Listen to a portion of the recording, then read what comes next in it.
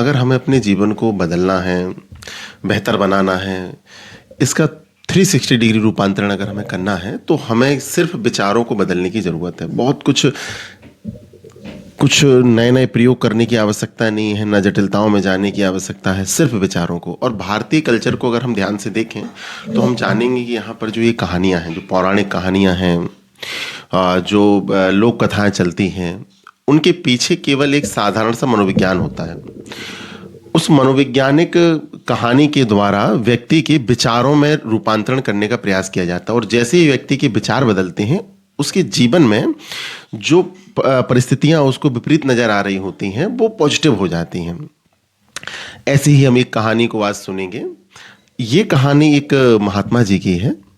महात्मा जी के कुटिया के सामने एक वेश्या रहने लगती है। महात्मा जी की दिनचर्या इस तरीके से थी कि सुबह जागना, ध्यान करना, लोगों को उपदेश देना, सायंकाल में भी जो है स्नान ध्यान करके थोड़ा सा ईश्वर की आराधना करना, और उसके बाद सो जाना। ये महात्मा जी की दिनचर्या थी। अब वैश्या सामने आके रहने लगती है। अब वैश्या के यहाँ लोग आते जाते हैं, और हर प्रकार के लोग आते हैं। ये बातें महात्मा जी को विचलित करने लगी। वो ये सोचते कि ये भी कोई जीवन है। कुल मिला के उनको वैश्या से घृणा थी। एक तो महात्मा थे, स्त्रियों से वैसे ही दूर रहना है, ऊपर से वैश्या।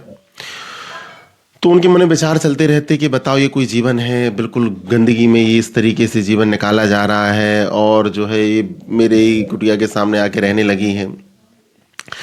तो महात्मा जी को उस वैश्या के प्रति घृणा थी, और घृणा के विचार उनके मन में चलते रहते थे।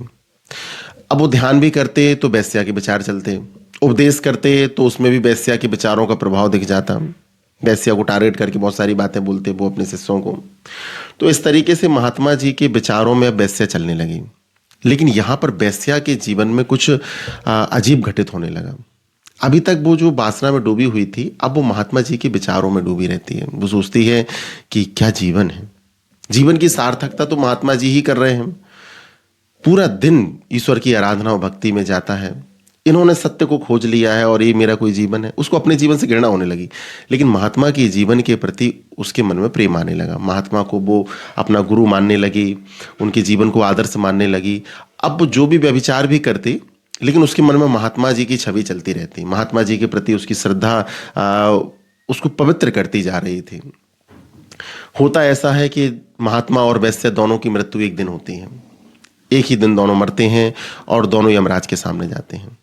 यमराज महात्मा जी को नरक का आदेश देते हैं, और वैश्या को स्वर्ग के लिए कहते हैं।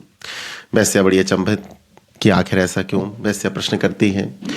तो यमराज कहते हैं कि देखो, जब से तुम महात्मा जी के घर के सामने रहने आई, हुआ कुछ ऐसा कि महात्मा जी के विचारों में सिर्फ तुम चलती थी। महात्मा जी जो भी कर रहे हैं वो मन से कर ही नहीं रहे हैं, क्योंकि मन में तो तुम बस गई थी। मन में तुम्हारे प्रति घृणा बस गई थी, और जो मन में बसता है वो ईश्वर तक पहुंचता है। तो ईश्वर तक क्या पहुंचा? घृणा पहुंची। लेकिन जब से तुम महात्मा जी के सामने रहने आई, तुम्हारा मन एकदम निर्मल हो गया। मन निर्मल हो गया, मन भक्ति से भर गया। तो देह से तुम कुछ भी कर रही थी, पर जो मन है वो ईश्वर से तुम्हें जोड़ रहा था। बार बार तुम्हारे मन को पवित्रता मिली। तुमने जो भक्ति इनसे करी, उस भक्ति ने तुम्हारे हृदय को, मन को इतना पवित्र कर दिया कि वो पवित्रता ईश्वर तक पहुंच पाए। तुम्हारे कर्म तुम्हें प्रभावित नहीं कर पाए, बल्कि तुम्हारे कर्म निर्मल होते गए। तो इस तरीके से तुम्हें स्वर्ग की प्राप्ति हुई। ये कहानी एक प्रतीक के रूप में है। हमें पता है ऐसा कुछ होता नहीं है जैसा इस कहानी में हुआ है, लेकिन कहानी के माध्यम से हम अपने जीवन में क्या कर सकते हैं, ये महत्वपूर्ण है। क्या इस कहानी के द्वारा कुछ सीखा जा सकता है जिससे हमारे जीवन में भी कोई रूपांतरण हो जाए? बिल्कुल। वो है विचारों में परिवर्तन। आपकी परिस्थिति अगर आपको परेशान करती है, कोई व्यक्ति आपको परेशान कर रहा है, कोई परिस्थिति आपको परेशान कर रही है, कुछ ऐसी घटना है जो आपको ट्रिगर कर रही है बार बार, आप थोड़ा सा विचार बदलने का प्रयास करें। आप देखेंगे कि जिन परिस्थितियों में आप दुखी हैं, व्यथित हैं, उन्हीं परिस्थितियों में कोई दूसरा हो सकता मौज में हो। तो ये अंतर सिर्फ विचारों का है।